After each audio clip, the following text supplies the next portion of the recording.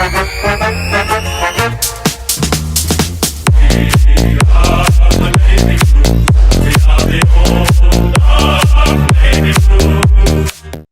one and all, and welcome to another episode of Baggers Chat. My name is Mitch Pattinson, and as always, we're joined by Ethan Daffy. And tonight, we are previewing our round 20 clash, Carlton v Port Adelaide, Friday, 26th of July, 7:40 p.m, Marvel Stadium.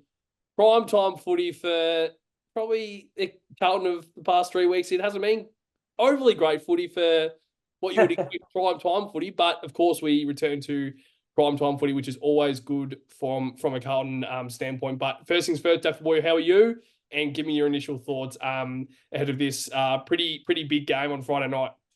Yeah, it's a big game. I honestly think it's probably our biggest test in the last in the next 6 weeks. I'd imagine next 5 weeks, next 5 games. I know Hawthorn's in there too, but I think Port Adelaide. I think you just got to base it off their kind of, I guess, their form over the last few years. They've always been a team that's not challenged. I guess you can say that, can't you? They're coming top 4 consistently. I guess that's a team that's pushing for the premiership, and it's going to be a big test. We've beaten them earlier in the year, which wasn't that long ago. It was probably 7 weeks ago, 8 weeks ago, which was a fantastic win, and hopefully we do the same this weekend. Well, it seemed to always match up pretty well against them, in my opinion. Yeah, because the same thing with Geelong. Like we versed Geelong like round 7, round 6 or something. Then we versed them like 6 weeks later. It's so weird. And then we don't verse St Kilda until round 24. Like you beat St Kilda like 2 times in a season, we'll bloody be premiers. Like, quickly on that, I know it's a different team, but it's the first time Collingwood and Richmond are playing this year against each other. Interesting.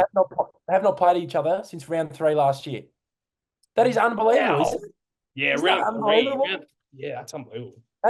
That's a year and a half of and they're 2 big teams. So usually they play each other twice, I'd imagine. But yeah, I had a work colleague just looking at it today, going, "Jesus, a long time ago." And obviously, you're saying we haven't played Hawthorn, we haven't played St Kilda or West Coast, so it shows our draw has been quite tough, in my opinion. Exactly right.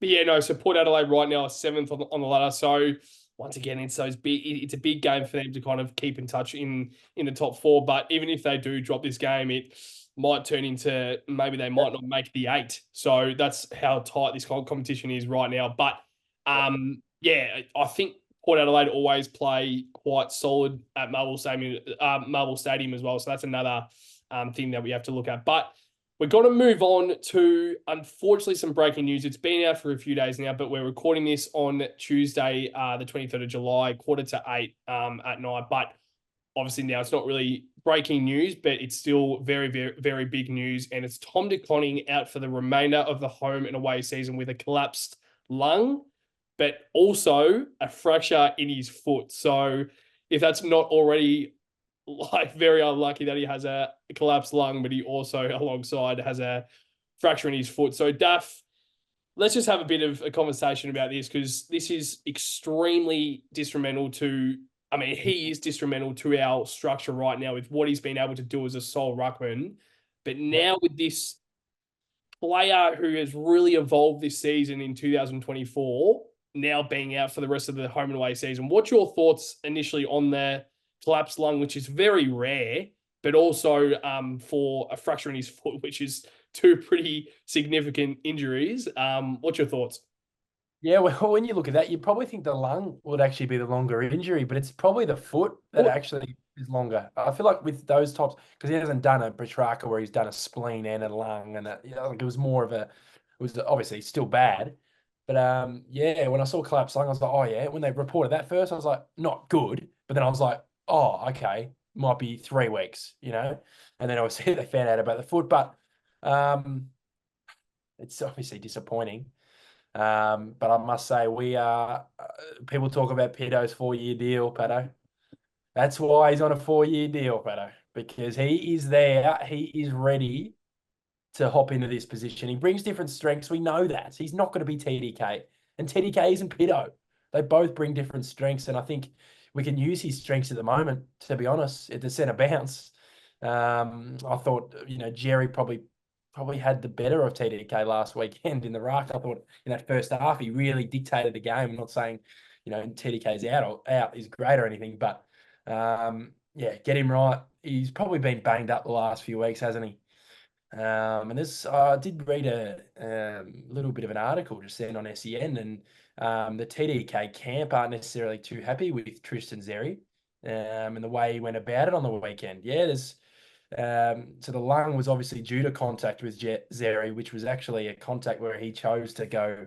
And then he's also targeting the foot of TDK for the rest of the game when he came back on, which is something, you know what I mean? Like, obviously, you get to try and get an advantage on a player, always, always. But doing it like that, and then he ends up being out for 5, 6 weeks, I think it's something you could probably look at. And, they're looking at head injuries, Patto, but you look at that stuff, fuck, it would cost you, your team the season. And I look at Jacob Wiedering as well. I feel like some of those corkies aren't necessarily a coincidence. I think it's a lot of kneeing in the back and kneeing in the quad. In a final, you go, fuck, who are you going to target? Probably Wiedering, aren't you? If Mhm. he's out of the game, we're probably stuffed. So, yeah, that's an interesting kind of view on those injuries. Yeah, well, it's even small things like Petrarca, like that the injuries that he sustained in that collision, it's like Yeah, car crash injuries. yeah, yeah, yep. But even like Tom de Koning, like a collapsed lung. How Mm, often do you see that in AFL footy? I just said it then. It's rare, and mm, it's happened in the span of 2 or 3 weeks with Petrarca a few weeks ago. I don't know how yep. long it was. Probably 4 weeks ago now. But Mm, it's just unbelievable, and that's why. So when Tom de Koning came off for about that halfway, I think it was probably about a half of a quarter. Has there been a comment on what the reason was as to why he came off? Because I initially thought it was concussion. I thought it yeah, was like 20 minutes of it. yeah. It was quite weird because then he came back and I'm like, okay, well, he probably was just a concussion and he got through the test in the end. But has there been any update on why he actually came off the field? Because he was off the field for a significant amount of time. Yeah, no, I think it was the foot for sure because he didn't have the collapsed lung. He didn't feel it until an hour or half an hour after the game. So obviously it was probably from a collision maybe late in the game and something minor maybe, but it was definitely the foot. It was running in the rooms and testing that, and they jabbed him 1,000 times in the foot to get him right. And gee, the way he played that game, it was a credit to him. Like seriously, you could see the discomfort in his foot when he was kicking. He just wasn't get. Oh, he still got the penetration, but Mm. you can see it a little bit. Like it wasn't that normal TDK penetration with ball in hand, which is fair enough. Like he's got a fracture in his foot, but yeah, I think they dealt with it okay. And obviously, Harry Mackay's been a bit of a talk in the media, but I feel like that's a bit of a far-fetched kind of thing. Like it wasn't really some of the knockouts and some of the concussions are really clear. But I feel like the Harry one, like you could see him straight after, of course, being laid out on the ground. But sometimes that could just be winded. I know he looked kind of dazed, and people are talking about that, but it's not that easy for doctors to just go, "Oh yeah, let's just bring him off the ground." Like, what if you just have a collision, you get straight back up, and you actually are concussed, and you're looking like you're not concussed? You know what I mean? So it's a bit of a grey area at the moment in terms of the AFL landscape. But Harry kicked a goal and then he went down and did the test and he was all good. So he'll be raring to go for the pair this Friday. Yeah, and like that's the thing. Like as soon as the incident happened with Harry Mackay, you could see that the doctors and the trainer got together straight away. So they didn't see straight away what. And then I think as soon as he kicked that goal, he then came off and did the Yeah. test. Yep. So it would be a different story if he didn't end up doing the test because I definitely do agree. I did think he looked quite Yeah. dazed, but as you said, Yeah. that doesn't necessarily mean that you're concussed. Like you're probably just a little bit like, oh Christ, Yeah. like it doesn't. Not every single incident that like when you're dazed, it doesn't mean that you're concussed or Mm. it's a concussion. It means like it might just be a little bit of shock of Yeah. yeah, like just like a bit of impact and not really expecting it. But Mm. I guess the question is with Tom de Koning is what to do from here. So Mark Pitnet has always been when he's played for Carlton, he's always kind of been not really he's tried to be the number one ruck, but he's kind of always been behind the Tom de Koning as Tom de Koning has always been that the ruckman that we've always wanted to see in this position right now, where he is right now as a sole ruckman and one of the premier ruckman in the competition. He's never been able to get in front of Tom De Koning, unfortunately. That's just how the AFL style of football nowadays. It just suits Tom De Koning better as a ruckman. But where do you think we go from here, Dapper Boys? So obviously Mark Pitnet is going to come straight in. You would expect. But do you think there will still be Harry Mackay as a second ruck? Because we haven't seen Mark Pitnet have this bracket of games, because now it is 5 games, and he's not even confirmed for week 1 of finals. Like, it's not like it's the rest of the home away season and he's right for finals. Like, it's the rest of the season, and that's if all goes well. He might need to, like, there might be a bit of trouble along the way, and he might then be extended once again. So, do you think Harry Mackay will still be the second ruck, or do you think we might have to call up a guy like Alex Murkov as the second ruck? Because no, I mean, I'm more asking, like, we haven't seen Pitnet as the sole ruckman before. We've kind of always seen him alongside Tom De Koning, and then he's had a few games, of course, but this year it's kind of always been with Tom. So, what's your thoughts on that? No, it will be him and Harry. I think it has to be. And I've got one clear point, and I never want to see it ever again while Patrick Cripps is playing. If he is in another ruck contest, what is going on there? He will be. What is going on there? Kane Corns pointed out yesterday, and I couldn't agree more. He's your best player. He's about to win the Brownlow, Patto. He's in his peak of his career. Like, put anyone in the ruck. Put anyone in the ruck but him. Like, honestly, it's like in the Giants game, it was clear he was the only one winning the ball, and he's in the ruck. So how are we going to win the ball out of the middle when he's in the ruck? And he's getting, and the way Tristan Xerri was throwing his body around, we're lucky that he didn't get hurt as well. You just never know with these big, beefy boys in the ruck who are on Cripper. Like, you just never know. He might pull his shoulder and pop his shoulder out. He's out for the finals because he played in 2 ruck contests in a game. I want nothing to do with the ruck in terms of Cripps. It'll be Pitto and Harry. And if it has to be anyone as the fucking one running around, just put Kennedy in there or something. Just break even. But even then, it gets to a point where it's like, I don't know. But, if I'd imagine Pitto, like I've been saying, with his aerobic capacity this year, he has improved that vastly.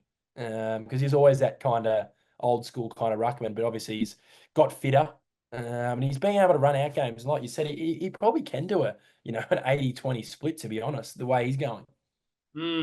Yeah, no, well, I mean, I think I've kind of liked the opportunity of Mark Pitnet, because I think he's well and truly deserved it. And, I mean, by all means, I've never even considered bringing in Alex Murkov, but I just wanted to see what your opinion was as to, like, Mark Pitnet hasn't had the opportunity as the sole ruckman before, and, like, we don't know how he would go with, because he is kind of only played that 50% ruck time. Let's be real, maybe 60-40 with Tom De Koning going forward. But we haven't had that, as you said, the 75 to 80% ruck time with Peter. Like, you kind of mentioned about the the endurance that he's really improved on this year. Yeah. It will be tested in the next 5 weeks, because heading into finals. Because also, if he performs tremendously, I know. The conversation's back. I think like you said, I think he's the right guy. I think he'll be up for it, to be honest. I looked, being a nuffy today, I looked at his matchups for the next 5 weeks, and it's like they're doable matchups. 100%. Really, like, look at this week. Obviously, they got Jordan Sweet. Soldo's out with injuries. Still got 3 weeks to go in his rehab. So Jordan Sweet, that's doable. Next week, Collingwood, Darcy Cameron, that's doable in my opinion. They've got Cox coming back, so obviously that's another challenge with 2 rucks against him. But I think he can do that. And then you got Hawthorn with Big Meek. They're probably the right matchup, aren't they? I know Meek's been probably the top 3 ruckman in the league this year in terms of his form. Even when they did have that down patch, Hawthorn, he was a standout. But then you got West Coast Bailey Williams, he's not even a ruckman. He has to play in there because Flynn's out. You know what I mean? You look at that and you go, Rowan Marshall, it's doable. Like, he's a good player, but Pitto is up for the task. And it's not a ruckman who's afraid of, the bright lights of big games and stuff like that. He's played in big finals. He played in the finals last year. I know it's a different, like you said, it's going to be a solo kind of rucking, but he's still got Harry there with him. So yeah, Mm. Yeah, no, exactly right. Well said. So Dave boy, let's now move on to, I guess, the full injury list. That was yeah. a segment that I feel like we just had to touch on individually, but I'm going to throw to you for the injury update. What have you got? And there's a few players that are in like that could be a test this week. Massive players as well. What have you got? Yeah, there's a lot of names on this injury report. This is a very surprising, clear update from the club, which is not really seen too much over the last few years. I remember back in the day they used to have Andrew McKay doing the injury report. Remember that? They used to have the videos of it. They used to have Andrew McKay doing a video on the screen. It'd be like Cripps 2 weeks, and they point out what injury, what rehabs. That used to be good, and Collingwood actually do that. Still, I saw it pop up on my YouTube. I don't know why Collingwood's popping up on my YouTube, but anyway, we'll go through the injury report. I'll name the tests first. So, Akers had a foot. Obviously, there was a rumor going around with a hammy. I'm not sure where that came from, but obviously he had a foot issue, and he was subbed out of the game. Vossi did say post game that he was limping off and limping around a little bit. That's why he ended up playing forward. Remember, he went up forward for the start of the fourth quarter. That's why he kind of hinted at that. See if he can last 5-10 minutes in the forward line and then get him off. Jordan Boyd is another test with shin soreness. So he's probably a likely name to be around that inclusion mark. I think one name in particular I've probably got missing in the defence. So Marchbank, it's an interesting one, Marchie, because he tends to just get fit when other guys get fit, and he's got McGovern coming back. Does Kemp come back in? Does he get back in much, mate? I don't really know, to be honest. It's really tough because I've liked the way our back six has been for most of the year. Not saying just because it's without him, but I just like our dynamic in that 5 week patch. I really like the players in there. So, and obviously Orazio's got a calf, which looked a little bit more precautionary. He had the week off, and obviously McGovern. The hip flexor is a test to play, and I'm so happy it's not a soft tissue injury. I am so happy. When I found out that it was a hip flexor, I was like, oh, perfect. You know what I mean? Like, just not a calf, not a hammy. So hopefully he's ready to go because we need him in the back end of this year. Patto, but yeah, first of all, I'll get your thoughts on the test. I'll go through the other injuries as well. But what are your kind of thoughts on that? They're massive names, aren't they? They're They're good names. oh, Yeah. crucial names like Akers, Boyd, Marchbank, Fantasia, Yeah. McGovern, and like Mm. what we even spoke a few days ago about Orazio. About Yeah. think I would like to give him a few games in the VFL, but like Yeah. I get you. he, Yeah. he kind of he Mm. provides something that not a lot of players can within the club. There's not Yeah. like, Yep. especially the role that he was playing, like he Mm. was able to play that wing role, but he could also go forward and kick goals. Like, Yeah. especially Yeah. those last two games that he was playing. And it's just Yeah. unlucky that he got injured. Because Yeah. Yeah. when he got injured, he was probably in a pretty good form, and we were kind of waiting for that. Um, Yeah. yeah, so that's very, very unlucky on him. But yeah, I mean, hopefully, I probably wouldn't expect him to come back in this week, but let's hope that he plays a few games in the VFL in Yeah. that role, Yep. and hopefully shows Voss, because Voss is a big fan of him. Yeah. And it seems like he has somewhat trust in him from Port Adelaide as well. Mm. So that's also good to see. But yeah, Akers, Boyd, Marchbank, and McGovern as well. I think Gov's crucial to our backline. So he's an absolute 100% in. But those other three are, I mean, Akers, yeah, probably consider maybe you do give him the rest, knowing True. that a guy like Jackson Pins, as we Yeah, exactly right. another huge conversation as like he got 47 and 3 goals.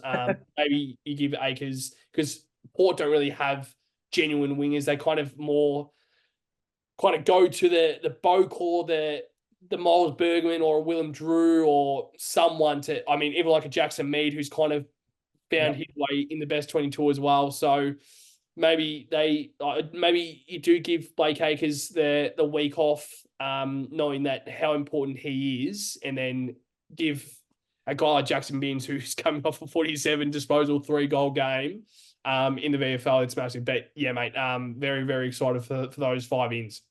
Yeah, it'll be very interesting to see. Like I messaged you the other day, I'd love to, like you said, you'd like to be a fly on the wall in the kind of meetings because you really like you kind of grasp a sort of understanding of where they're kind of at, but then sometimes you really don't. And you just see this random selection like a Durden. That was a surprise. I would have loved to know the exact reasoning for that, because obviously they would have a reason. They're getting paid a lot of money to make these decisions. So I'll go through the next few kind of long-term-ish.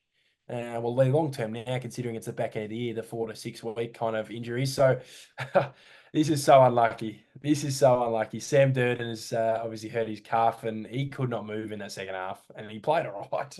Hmm. Considering, lucky we did end up lifting in the middle of the ground because if he was playing on one calf, gee, and there was heaps of entries coming in, I would have not loved to seen that, but. Yeah, so he's 4 to 6 weeks with a calf. Unlucky for him. Hudson O'Keefe, obviously, he's redone his hamstring. I don't think to an extent that he did last week, which he was last time, which he was out for 9 weeks, I think in total. I was reading before, so he's not going to play AFL footy this year. Let's be real, he's not going to get there this year. And the VFL, they won on the weekend, so that was good to see. Zach Williams, we haven't had a timeline for him, have we? Since his injury, and he's a 3 to 4 weeker. So for me, I listened to a podcast the other day, and I feel like some of these guys who are having injuries now are going to find it hard to get in the side because you look at the VFL, Patto, they're not going to be playing finals footy. We're going to be in the finals, and there's going to be no reserves to play. So these guys will not be getting any match or game fitness or game time, are they? So that's another thing that kind of comes into selection as well. Like you get to the first week of finals or second week, right, and someone goes down, and you go, "Gee, are you going to play that guy who hasn't played a proper organised game of footy?" You know what I mean? I know they sometimes sort out pracky games and that, but then it's not the right intensity, is it? Like you're not going to go from pracky games against another team like a dead rubber at Icon Park to 95,000 at the MCG in a prelim final. Like that's another thing you can kind of think about in terms of selection. So, and obviously Corey Durden, he looks like I just don't know if he's going to get back in, to be honest. His shoulders, I just think they need to go just with the surgery at some point. Obviously, you hold out just in case a motlop and they make sure they have a clean bill of health.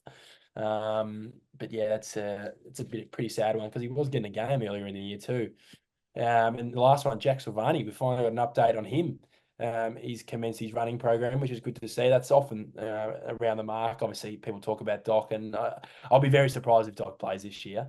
Michael Voss did talk about it in his recent presser, and we would love it, but it's going to be very tough. And the way I look at it is, we got Silvani get a full preseason, and we get Dockley in a full preseason as well for next year, because that's just massive for next year. I know we don't want to talk about next year, but it's important as well. You want these guys out on the park because, like we said in the review, fuck, we would love them right now because they can play a lot of positions on the ground. But yeah, Pato, just a kind of small summary on the longer term and the kind of VFL guys. What are your thoughts on that?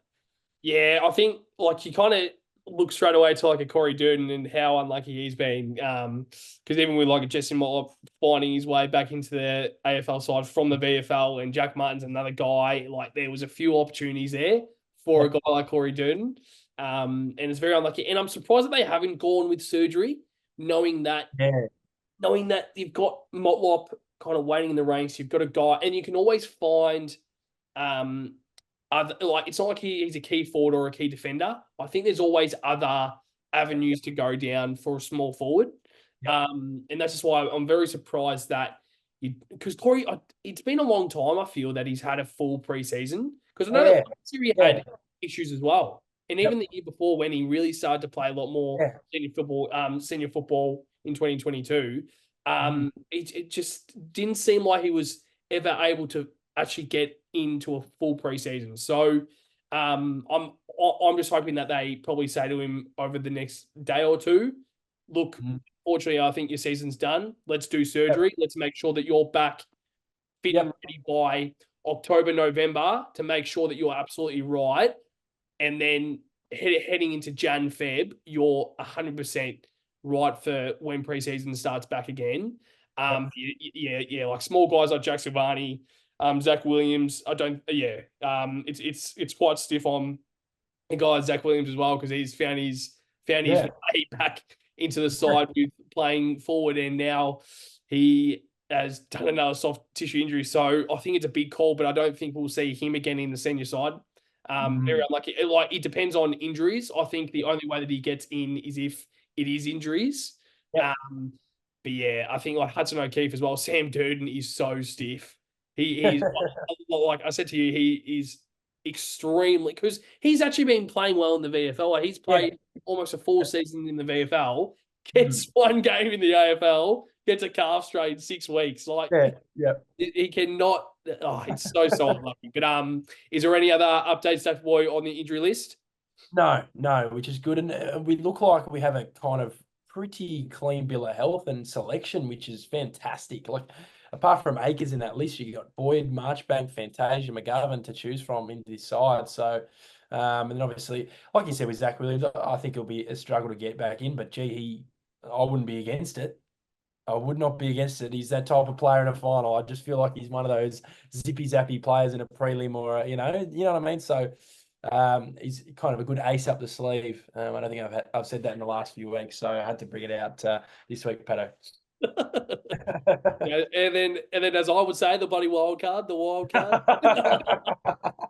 That's back when we were winning and we were seeing Zach Williams get 4 goals a week. But hopefully this week when we beat the Power by 80 points at Marvel Stadium, definitely we might see Matt Ellis kick 10 and he might be a new wild card. But let's now head in to our ins and outs, Steph Boy, because it's always good to touch on our ins and outs straight after the injury list. But your ins and outs plus the sub, once again, another crucial week this week with who you're going to pick as a sub. Who have you got? It's going to be a bit of a surprise, I think, the substitution here. I've pulled someone who's a contributor, can be a contributor, as the sub. And I've elevated the sub in Cunningham into the side. So that's my first kind of decision. Cunningham's in the side. He should have played last week too. I think we spoke about too many midfielders and playing guys like Kennedy and Chera down back, and it was just like all over the place, wasn't it?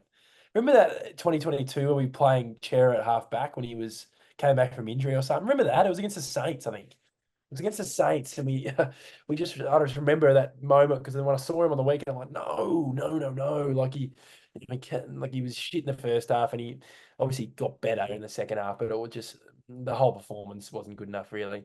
So my outs, obviously TDK injury, Sam Durden injury, stiff, of course. I feel like he would have been dropped anyway, to be honest. I think you have to make way.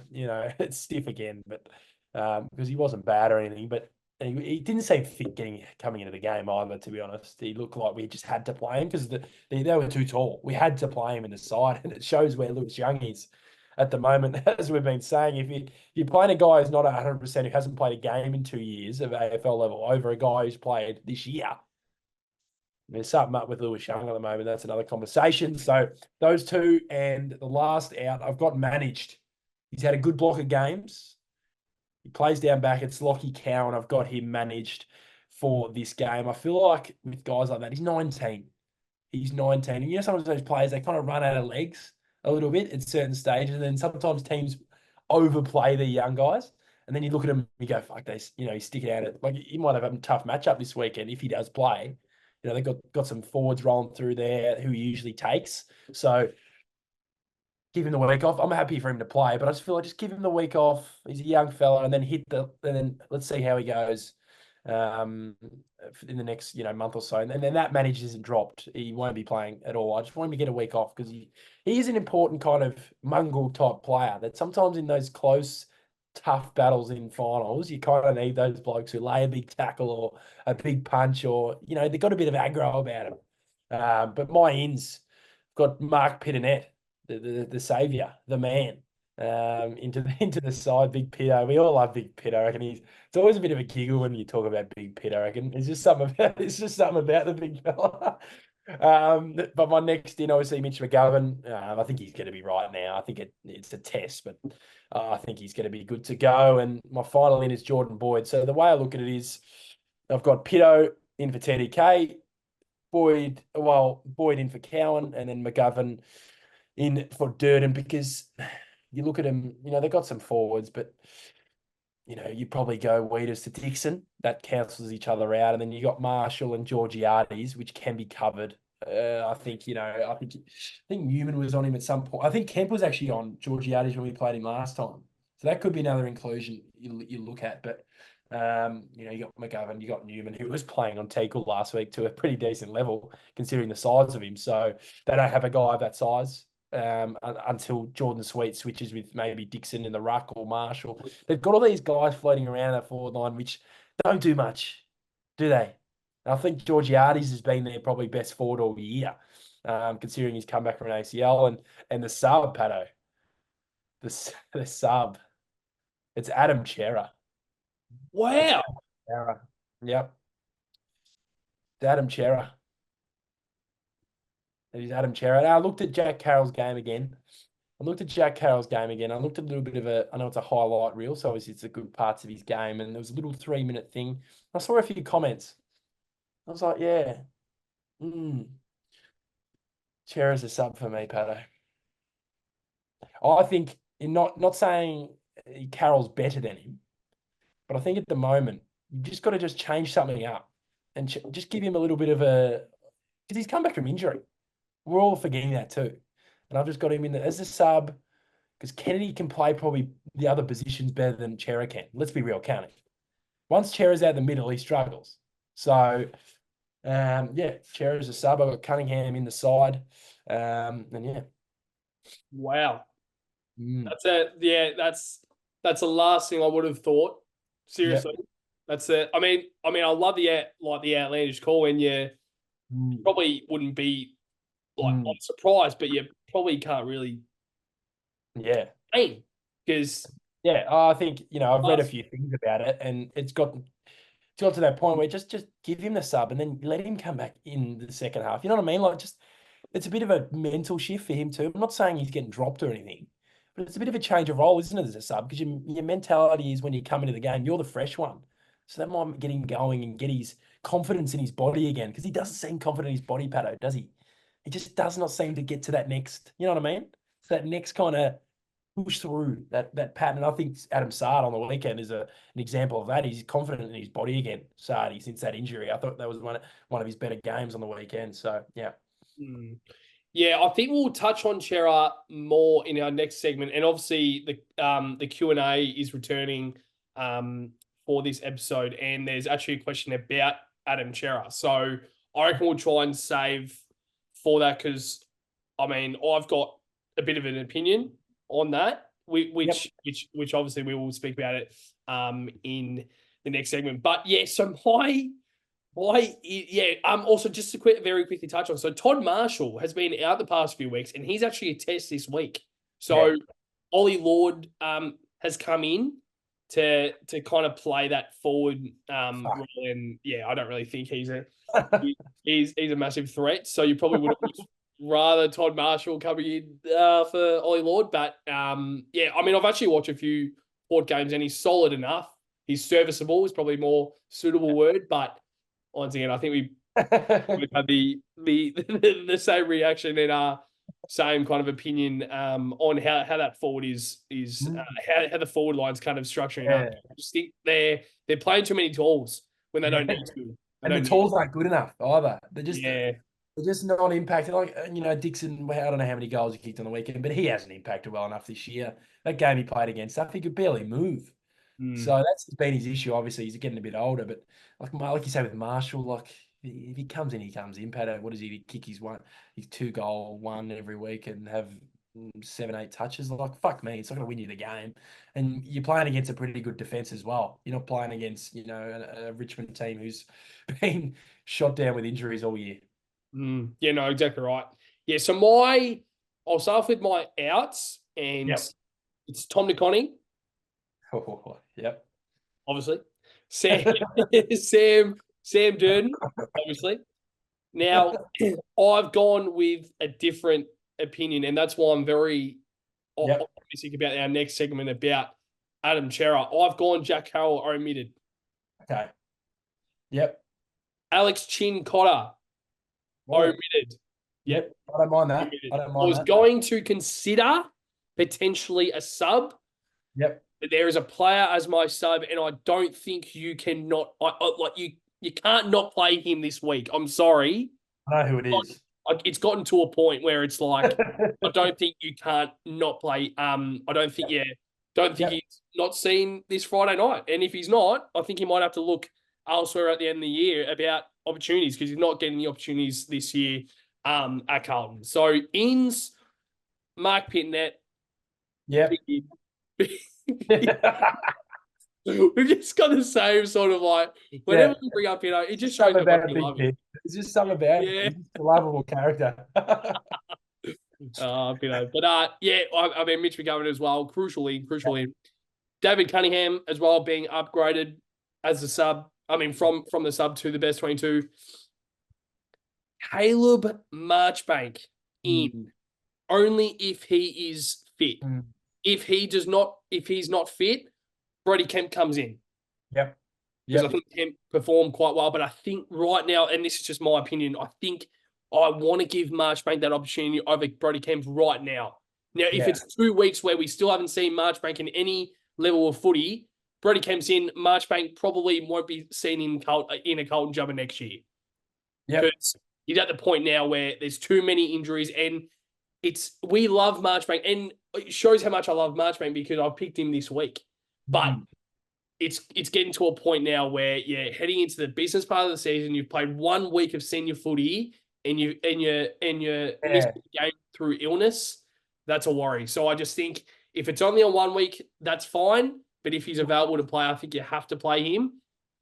Jack Martin in. Is he the sub? No. So he's in. Okay. And who's the sub? So then so my sub. Who do you reckon it is? Who haven't we touched on? Fuck. A player that dominated the VFL. That's going to give it away. Oh, Binns. Yeah. That's probably I don't mind that. And I didn't want him as sub because I wanted to play him as sub. But so I initially had Blake Acres as out because I obviously did this before I went to work, and then obviously we had the update of the injury list, and I was expecting Acres to miss. So if Acres was out, Binns is straight in. But I don't want to play him as sub because I think he's better. He should be more exposed in the best 22. But even if we're really playing well at halftime and we're kind of in front of the game and we can take a risk of maybe bringing off a Jack Martin or a Adam Shearer as well, and then bring on Jackson Binns. I like it.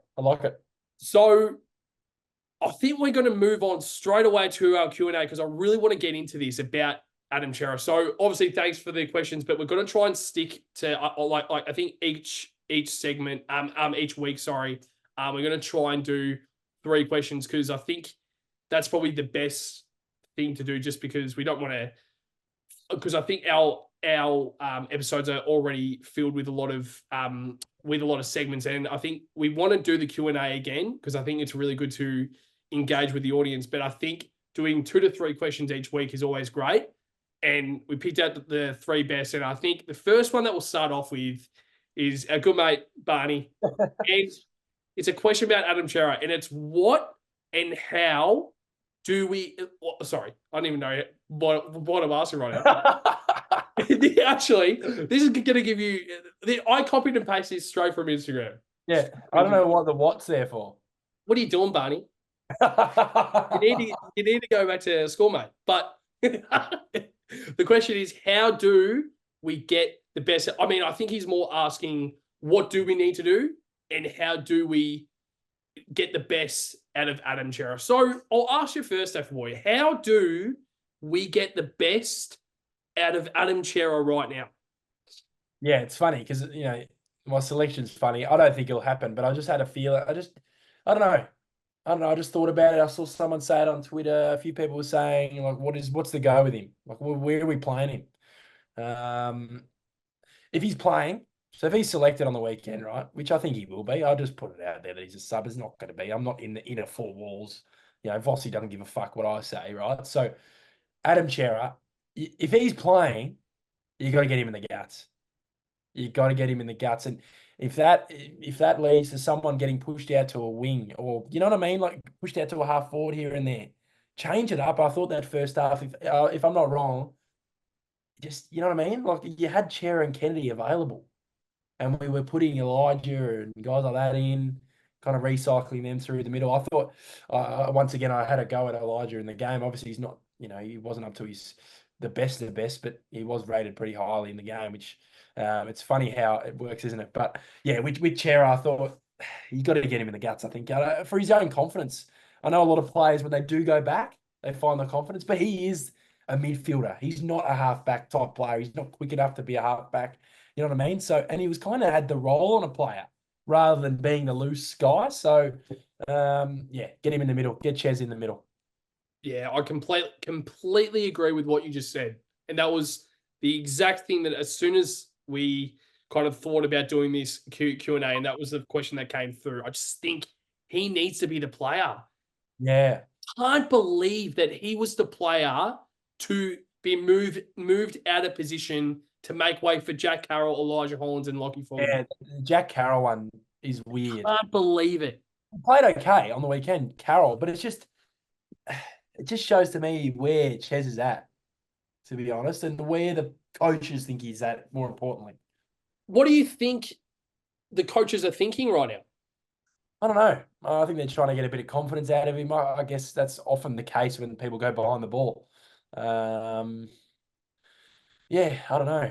I guess you're changing something up, and it didn't work in the first half. He was okay in the second half, I guess. And also without Jordan Boyd in the side too. And you got Chincotta kind of floating around everywhere. You know what I mean? So you could see, Chera go back in the middle, and you might see it if Chincotta is picked. You might see him slide back. Maybe don't tag someone, but I'd imagine if he's playing, he did the role on Butters last time. Why can't he do it again, Patto? Yeah, I think that's the one reason why I would play him. Yeah. But once again, I think about like George Hewitt. I don't know why. I don't know why and what it is, but I just have always been a fan of George as a tagger, even at Sydney. Like I was watching that and I'm like, he's actually a decent tagger. And of course I would want him to be 100% mid, but it's more like if we're in trouble at halftime and a guy like Zach Buddies who's dominating, put George on him because he can go both ways. Yeah, exactly. Tag, he can also get 25 at a goal. Yeah. I don't think Chincotta can do that. I think he can obviously score. Obviously score goals, but it's more. I don't think he gets enough of the footy when he is tagging, and it's just because I think his mentality is purely on his opponent, and that's what a tagger is. But I think that's what George Hewitt can offer a little bit more than what Chincotta can. So yeah, I think that's probably all we'll touch on for Chera. But yeah, I just wanted your opinion on that because that's. I can't believe that he was. I always thought that when it comes to the mids, it's Cripps, Walsh, Chera, CBAs. They are the top three, without a doubt. And then you slide in players like Kennedy, George Hewitt. I mean, George Hewitt's probably the next one because Matt Kennedy. He's almost, he's probably above Chera in the pecking order in terms of consistency. But don't you find that weird? I think his output's been better. George? Consistently. Chera's best is better. Chera's best is better than George's best. But, like we say with him every week, Patto, he's going to give you 25 plus. He's going to give you 25 plus. He's going to work both ways. He's not always. I thought he was one of our better kicks inside 50 on the weekend, and that's not his strength. That is not his strength whatsoever. So that also shows how the midfielders are currently playing. See, I don't think we're giving Adam Chera the opportunity to play at his best. That's what I'm saying. Because when he's come back from injury, he's been a half forward and half back.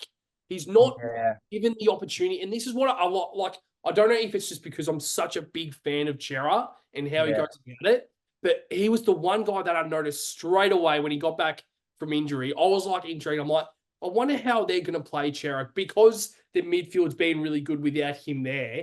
How are they going to use Chera? And he's been playing in the half forward and half back, which I cannot believe. Like, I would love to go back. I mean, I probably should have come into this episode knowing what the CBAs have been for Chera. but I know that they've been at almost a career low for him. And that's not right. Because last year he was one of our probably our best midfielder. Let's be real. And also, who else? Who else would you say? The big fella's probably pretty good, isn't he? Cripper. Yeah. I think Cheryl was more consistent than Cripper last year. Yeah. As a clearance beast, and that's what Chera is as a midfielder. I just think clearance is I think he's underrated. Clearance is chair over Cripps. Last year, not this year. Yeah. Well, I think the reason why this year Cripper has been unbelievable this year in terms of clearance. Yeah, in terms of chair, I think the one key game I look at is the Dogs, and our hit outs to advantage were almost double theirs, and there was instances where he let the team down. I'm not having a go at one guy, but there was numerous things they touched on in, I don't know what show it was, one of Fox Footy's 7,000 programs at the moment.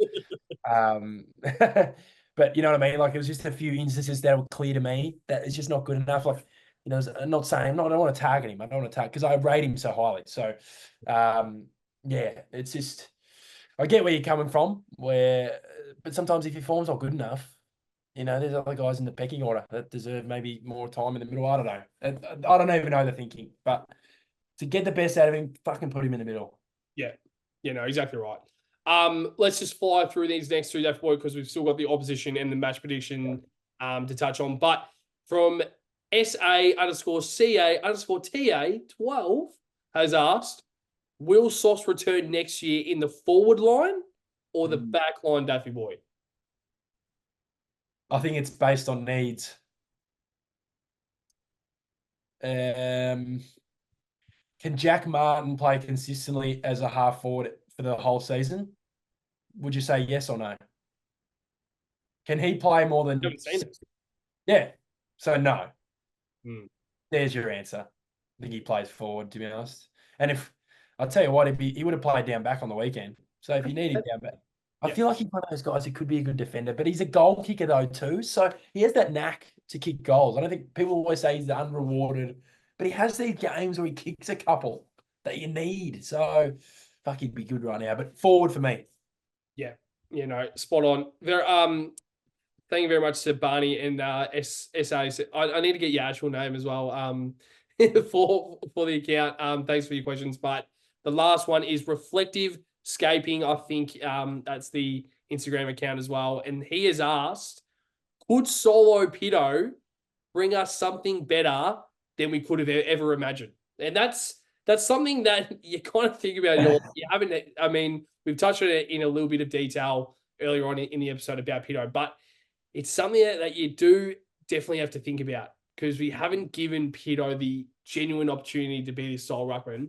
What's your thoughts on that? I think it'll provide a lot of benefits, but fuck, I don't think it's going to be any better than what Tom's given us.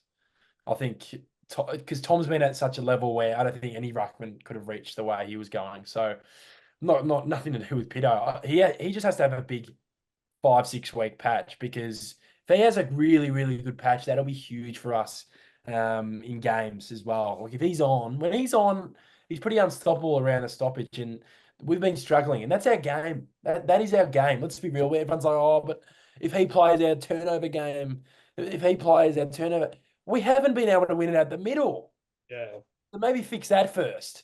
You know what I mean? So it's always the topsy-turvy type thing. And when Pitto plays, let's be real, McGovern's always out. And that's a big part of the turnover game. So I don't think it's necessarily you should blame Pitto for that. It's one bloke on the ground. So you look at fucking Giants turnover game, they've got Briggs in the ruck. Like, he's a big fella. Like, he's not a TDK type, but he's a big guy. And their tsunami that they play is that is the turnover game to a T. And he's a big boy. So yeah, I think Pitto can bring us something good. Yeah, no, well said. So for next week, so I think we'll try and put out a story probably early on in the week, and make sure to send through your questions, because if you do have anything, head on over to our Instagram, because we'll post it probably Monday or Tuesday next week for the upcoming episode, because we'll do it always for the preview episodes, the segment. We won't do it in the review episode, but we'll just do it in the preview episode, we will do the Q&A segment. But Daf boy, let's now move on to our opposition watch. And the people who don't know what this is, we go through backline, midfield, and forward for the Port Adelaide Power and kind of touch on one player and why they might be a threat come this Friday night, Daf boy. But your backline opposition watch for the Power, who have you got? I've gone the opposite of impact. I've gone a player that we can exploit in their defence.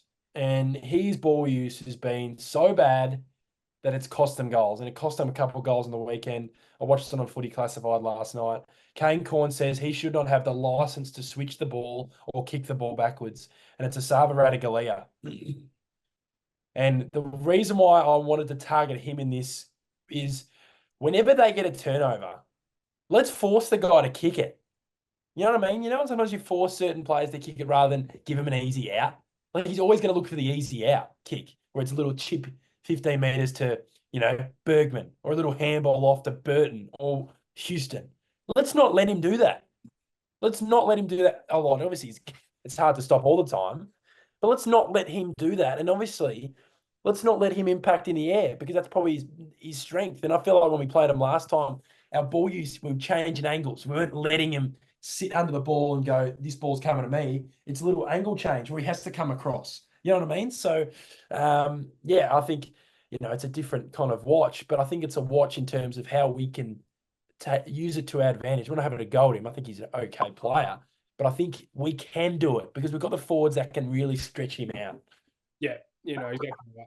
Absolutely love it. I completely agree. Completely agree. I think he's the guy that, and I'm surprised that they brought him in last week, actually. Yeah. I really am. Because he obviously returned last week, and I think their backline have actually been solid enough without him in it. Yes, yeah, So yeah. That's why I think it's very surprising that he was brought back last week, and then obviously that they were kind of tested by Richmond. They were. This period of that time where period of that game where Richmond were almost about to really test Port and potentially get the win. So I mean, they obviously got the win in the end by 41 points, and that fourth quarter they really dominated. But I just looked at that game. I'm like, what's going on? And the one play that I looked at straight away was Asava coming in. I'm like, God, maybe that messes up the structure. And I don't know if they're going to do the same thing this week, where potentially they do. Yeah, well, please, please just have a play. Please just have a play. But they'll probably come back to bite us in the bum, Duffy boy. But I mean, like it's definitely an interesting one because I think like a Zerk Batra is down there alongside a Lear. I think that suits them well. Yeah. And then I just don't think they need the extra. Sorry? You can't have all three. They just jump in. When they play together, I feel like they all jump at the same ball all the time. They always feel like they're the guy who has to be, the guy down back. They don't actually work really well together. They're almost all think they're the number one guy. You know what I mean? I don't know. It's just the way they play. It's just really hard to watch at points. Yeah, exactly right. So my backline opposition watch, I've gone Dan Houston. He's in my super coach so I'm kind of looking at him and be like, if you want to get 45 touches in a goal and not really impact the game, that's fine with me. It's kind of fine with me. If you want to do that, that's fine, Dan Houston. So if you want to dominate the game, please do it. But just don't impact the game where potentially Port could beat the Baggers on Friday. So let's just play well, but also don't play too well that you get the win. But I think he's definitely a threat down there, and I think he's been kind of held back a little bit because I think like a Kane Farrell has been playing was at halfback flanker alongside Dan Houston, and he was obviously injured last week, Farrell. So I'm not sure if he has been more this week. I think he's 2 to 3, so he's definitely not playing this week. The hamstring? It was a hamstring. Yeah. I think it's still a couple of weeks away. Yeah, well, that's a big out, isn't it? Yeah, I think he goes under the radar. I think he's a beautiful kick at the football. So, he's one of those guys. He just pops up out of nowhere here and there, and he pops on from 50, and then just bullets targets all day. Yeah, no, exactly right. But I think Dan Houston, if you kind of limit him to probably under 20 touches, I think that's definitely that will definitely go a long way for us to win the game on Friday night. But Duffy boy, your midfield opposition watch for the Power this week. Who have you got? Yeah, obviously, I think the midfield is probably their strength. The one guy I thought who was really good when we played him last time, he plays good most weeks. I think it's Jason Horne-Francis. I think he can take a game away from you forward of the ball. Obviously, he's had a few kind of attitude issues on field the last few weeks, but sometimes that's just the makeup of a player. Like, he's passionate about his team and he's passionate to get the win. And sometimes, if you're giving away free kicks here and there, sometimes it's just that's how he plays. He's hard at the football. If he gives away one free kick and has 30, you're not going to be thinking about the one free kick, are you? So, yeah, he's really good. And he was the one guy who probably played okay against us last time in the middle because I thought we killed him out of the middle. Mm, yeah, I do definitely love Jason Horne-Francis as a footballer. I love the way that he goes about, and he would be awesome at Carlton. It would be absolutely fantastic, but I don't think he ever will be because I don't think we need him. But a player like that, I don't. I think every single club would absolutely love to have a guy like that on their list purely for talent. You can speak about his off-field, I guess cons in a way, but I mean we don't really want to speak about that. But I think ever since he's moved to Port, I think he's been okay. Yeah, So it's been good. yeah, but my midfield opposition watch, I've gone Ollie Wines. Now, last week Yeah, he had 32 touches, which Richmond don't tag, yeah, and they they don't don't. really have a strong midfield anyway. They had Tim Taranto out and Jack Graham out. Yeah, yeah, So yeah. they were pretty much left with Dion Prestia and Liam Baker, Jacob Hopper as well has also returned from injury. Thompson Dow, who's got a brother that was pretty good, I think, Daffy Boy. Never heard of him. Sorry. Shout out to you, Paddy. Shout out to you, Paddy. But yeah, I've got Ollie Wines, and now I've just got a question with you for you. Do you see Willem Drew tagging Cripps? Yeah, he seems to always do it, doesn't he? And it didn't work last time in that last quarter, did it? I think it worked for a majority of the game, though, didn't it? I thought Cripps was only had 20 in that game, 22 and a couple goals. His last quarter was 10 touches. So he only had 12 for the, up until three-quarter time. So, yeah, I think he does. I think you have to, don't you? It's a little bit of a respect too. And he's been playing some pretty decent footy as well, Willem Drew.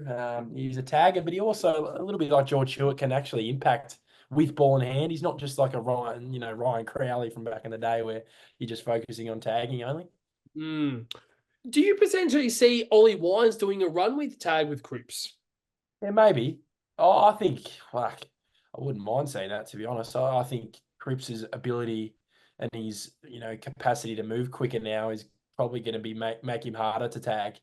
Especially for guys like Wines. He's big enough, obviously, to take Cripps on, but is he quick enough, Beto? I don't think so.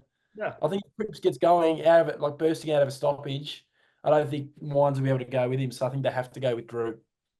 Yeah, no, I definitely agree. Yeah, and you also look at, I mean, we haven't even touched on Zach Butters or Connor Rosie, Yeah. which is probably two of them premier midfielders. So they're two pretty big threats. But Daffy Boy, my forward line opposition watch is a little bit controversial. So I'll go to you and your forward opposition watch for the power. Who have you got? Oh, yeah, they've I'll go with Mitch Georgiades, I think. Um, it's almost a force my hand to pick that. But yeah, he's had a good year. He's come back off a 12 months layoff, obviously due to a knee injury. So kicked four against us last time. Let's not let him get to four this time. That's the goal, I think. I think if he kicks four or five, they're a chance of the game. And they were a chance up until, obviously until we kicked 9 goals straight or whatever. But yeah, he's a good player. And I feel like their forwards just don't give it. They just don't give enough in terms of output. And now they've got Finlayson out for the year, and Willie Rioli, can he play he can play a good game. It's just a matter of if for him sometimes. So you just got to watch out for all of them. For me, Mitch Georgiades, if we can keep him quiet, I'm not sure how they can kick a winning score. Yeah, no, I think they're probably the two threats down there. Like Charlie Dixon, golly gosh, Yeah, I know. he's solid, but he's starting to reach that point where I think when he plays on Yeah, pretty Waiters. Yeah, pretty good defenders, I it's think hard. I think he gets found out a little bit. So now, yeah, so my forward line opposition watch, Oh, fuck. bit controversial. Jason Horne-Francis. Okay. Now, I want to Yep. have a conversation about this because I think he is so much more impactful Mm. when he goes forward. So Yeah. obviously he's a mid. This is why it's a little bit controversial because obviously he's a mid. But Yeah. I just think if Port really want to try and take a risk, and as we kind of speak about the ace up the sleeve or a wild Yeah. card, Yeah. Jason Ross Yeah. Francis in that forward line, one out. I Mm. just think, and he actually has a really good set shot as well. Like I don't think a lot of people realize that, but when he actually lines up a goal as a set shot, he's Yep. very capable. So I've gone Jason on Francis for a bit of a cheeky one because the reaction you had when you kind of looked at the forward line, there's no real like this will come back to bite me in the bum. I can already tell, but there's He's probably one of their better forwards. who? Horn Francis. Yeah, He is. Like someone talked about it a few weeks ago. He is probably their best forward. 100%. And he doesn't even play forward. That's the issue right now. Yeah. Like, it's a good. I guess it's a good thing for them that they can put him forward, but you don't want to be kind of. It got to a point. It was like Petrarca at Melbourne. He's probably been their best forward this year. He kicked 5 against us at playing at full forward. You know what I mean? I know those guys can do it, but like you said, maybe they do need to just pull the pin and go. You go forward. Let's sort out some other mids through there. Get Houston through there. Get Willem Drew through there. They've got enough guys who can go through there. I don't want to help them. Yeah. But it's and then also it's if you do put Horn France up forward, then you might be lacking in the middle. I don't know because you're playing against a good when we're on. I think you have to play Horn Francis in the middle. You can't afford to have him up forward. So it's a topsy turvy. I like the decision that you've made. Yeah. Yeah, because they just have so many mids. And you touched on it in the review episode about they have so many half forward mids that play Yeah, forward. They yeah, don't have any genuine like match winners down there. And when I think of a match winner, it's Zach Butters, Connor Rosie, and Jason Horn Francis. yep. They're the three, and you've got they're all playing in the middle. So it's fine if there's 23 seconds left on the clock and you've got Horn, Francis, Rosie, and Butters in the middle. That's Yeah, fine. But when you get it into the forward line, who's there? What, Ollie Dixon? Oh, sorry, wait, no, Ollie Lord. yeah, exactly. Ollie Lord. Yeah. So, you watch that one come back to bite me in the bum as well. 6 goals for Ollie Lord on the weekend on Weeders. But David Boy, let's now move on to our last segment of the night, the highly anticipated match prediction. So, for the people who don't know what this is, we go through bag of the game, which is who we think is the most impactful player or the best player on the ground, whoever we think is the player to be awarded the bagger of the game. That's who we think will be the bagger of the game on Friday night. Point of difference, which is self-explanatory, the guy who could change a game within a half a quarter or two and can be the point of difference. And obviously the winner plus margin Daf. So your match predictions, what have you got? So bagger of the game, I'll start off. Can't go past him. I can't go past him. Paddy Cripps is going to be the bagger of the game. I just cannot go past him. He's too good. He's too good, and he had another best on ground for us last week. Yeah, so my point of difference is Mitch McGovern. Obviously, he hasn't played the last few weeks through the hip flexor injury, as we touched on before. And I think, obviously, we know his impact on the team, but I think sometimes people don't know the total impact he can have on a result of a game and the way he plays, his intercept marking and his ball use as well. I feel like when him and Sard play, we don't often lose. We do not often lose games. So, yeah, he'll be my point of difference. And winner plus margin. I've thought long and hard about this one, and I think we're in for a close game. I think we're in for a close game, Patto. I think we haven't had one for a while. We won a few games easy. I feel like, I guess, the Dogs was under 2 goals, was close-ish for most of the game, but it didn't feel like we were going to win that game, did it? Giants were up by 5 goals at one point. And last week we were down, obviously, and then ended up kind of going up 4 goals all of a sudden. So winner plus margin, Carlton by 2 points at Marvel Stadium. I hope not. Patto. I feel like we're going to play well, but I feel like they're going to play well too. I think they're fighting for a place in the finals. I feel like I just can't wait for the mighty Carlton roar when the siren goes, when we we'll hit the front with we'll hit the front with 52 seconds to go and it's going to be a Jesse Motlop open goal over the back goal. Crowd goes off, and then Pitto just flushes one out of the ruck, spikes one out of the ruck 50 meters, and then locks it in the 50. But yeah, 1 point game. Did I say 2 or 1? So, 2 point win for the mighty Blue Baggers. absolutely love it. Now, to the viewers on YouTube, you've obviously noticed that we've gone through a little bit of technical difficulty. It's okay. So Duffy Boy's cameras kind of shut just a little bit. Just kind of shut the bed, just like the Essendon Football Club in season 2020.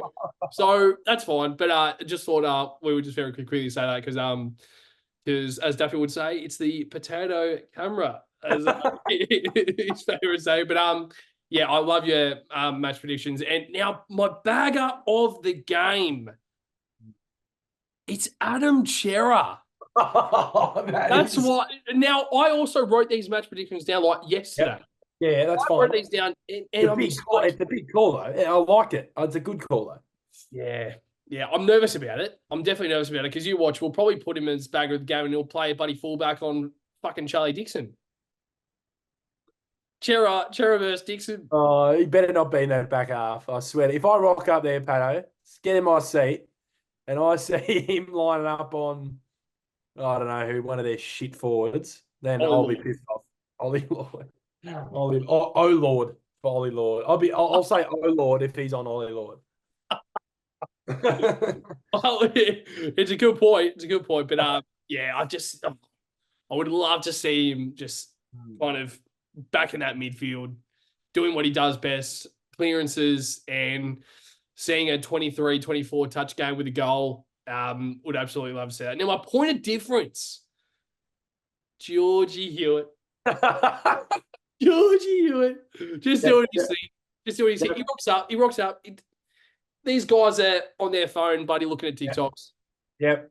They're on their buddy phone, swiping left and right on Tinder. And he's just there, just doing his thing. He's there with Pitto.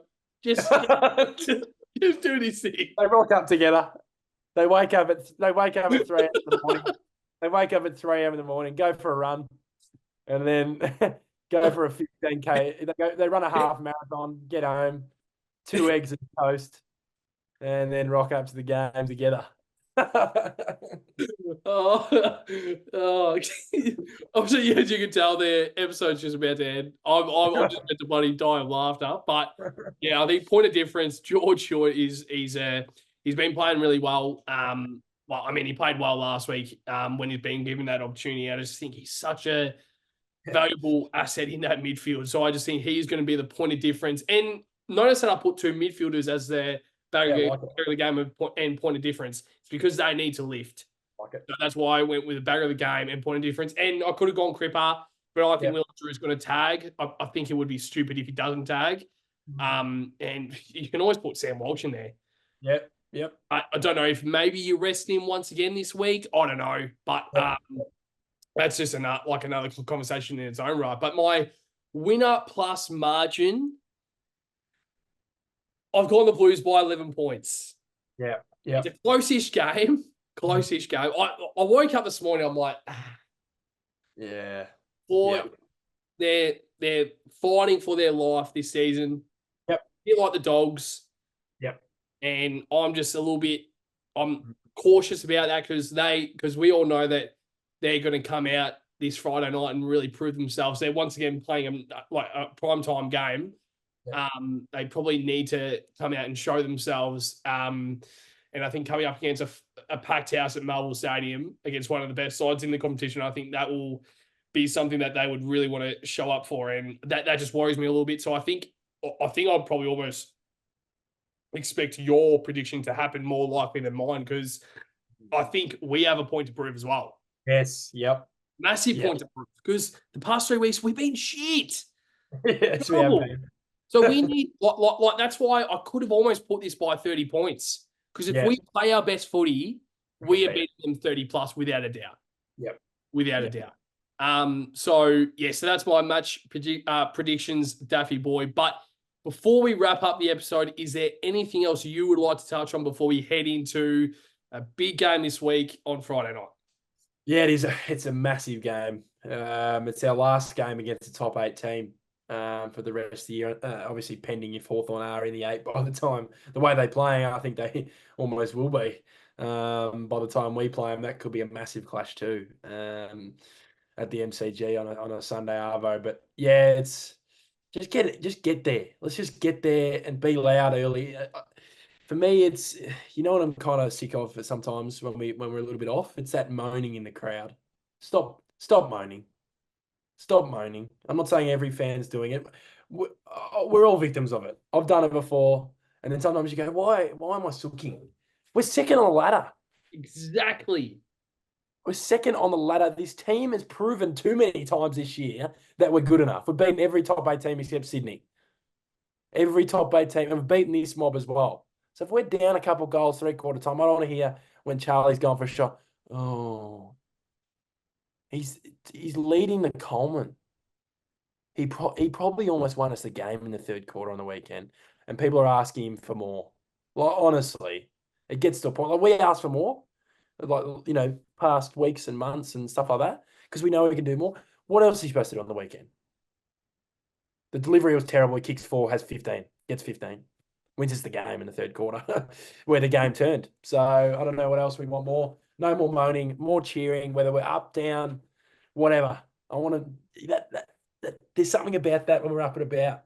Even on the weekend, we're playing fucking North, and I'm out of my bloody seat celebrating like we're playing, the top team. You know what I mean? That's energy. It's like, oh, no, it's just North. Oh, it's just, I don't care who we're playing. I want you out of your seat for every fucking goal and make that ground a fortress. And then they rock up going, oh, fuck, we're done. Straight away from the bounce. I want that vibe in the stadium for me. And I feel like when we get that vibe early, and we had it in that 5-6 week patch where we knew we were going to win. So the whole crowd were up and about early. I want that aura. I want that vibe back for the next month. Yeah. That's something that I reckon I have to improve with a little bit, because I'm such a quiet supporter. But I am I don't know if, I know that I've run into a few of the viewers at the games, but I don't know if anyone is actually seeing me at the game. But I speak to Jacob about it, and I'm like, I am just like, yeah, it's stress. Oh my God. It is I don't know why it gets to me so much, but I am like this the whole game almost. It's pretty. I'm one or the other. So if I'm really stressed and it's just frustrating me, even the first half, I'm sitting like you said, you're sitting forward, you're sitting like, oh, you really don't want to watch it. You're watching it, but you're not watching. You know what I mean? Like, you're watching it going, oh, you just know something bad's gonna happen, and then the other team kick a goal, and you're kind of empty inside. But then, for me, what gets me up and about is just a big goal. Get up and about, give it a yell, give it a something, because they need it. I'll tell you, the games we've won this year, like those big games, like the Geelong one, we were probably a couple goals up, and then all of a sudden that roar comes around, and we just get momentum because they want to hear the roar more times than not. So let's get around them. And then you were at the Port Adelaide game, and that would have been a big roar. Yeah, it was. It was the last quarter when we started kicking those goals. You could hear all the Carlton supporters get up and about. It's like, because the game was tight, right? And we all were thinking the same thing, going, "Oh, it's tight. We're up and about. We kick a goal, whatever." But you could feel that momentum. It's that Cripps kicks one, kicks another goal in that quarter, and just started lifting. And then all these Carlton fans are popping out of nowhere in the crowd because we all do it together. And then you can hear the sound together. It feels like a bloody home game. Like that opening round game against Brisbane, I didn't feel like I was at the Gabba. I was sitting, the whole section was Carlton supporters, and it felt like I was at the, just down at the G, high five with Carlton supporters. Just get around it, especially at home games. Yeah, no, exactly right. That's a very good way to finish. So, to every single blue bagger out there, make sure to like, comment, and subscribe. I actually had a check throughout the day. I thought we were like 987 the last episode, but we weren't. We were 983, I think. Yep. So I think now we're up to about 986, 987. Yep. So we're closing in. We're closing in. Yeah, to every single blue ragger out there, make sure to like, comment, and subscribe on our YouTube, but make sure to also check out our podcast platforms, but also our social platforms as well. Make sure to get around those. But to you, Daffy boy, to every single blue bagger out there, the bagger.